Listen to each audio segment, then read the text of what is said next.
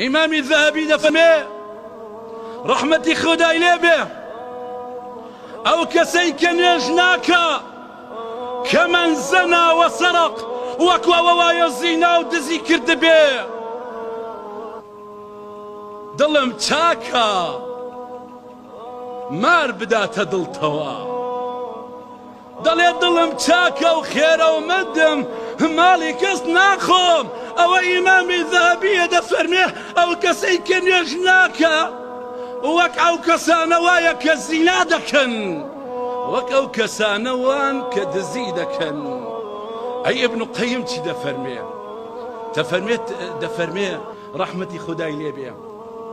تەرکوها ئەی ئەسەڵات هەر کەسێ نوێژ دەرکە ترك الصلاة من أكبر الكبائر نوێژ نەکردن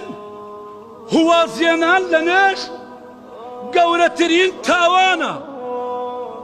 أكبر من القتل ابن قيم دەفەرمێ گەورەترە لە قەتل گەورەترە لە زینە وأكبر من شرب الخمر وگەورەترە لە عارە خواردنەوە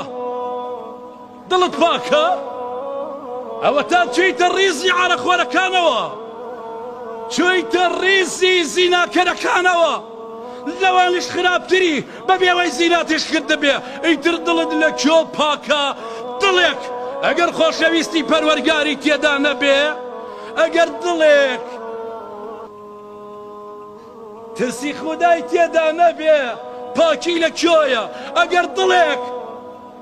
صاحبي او كسي كوا فضلي يا بصروا نلناسيه ابي دلي لك شو باق بيه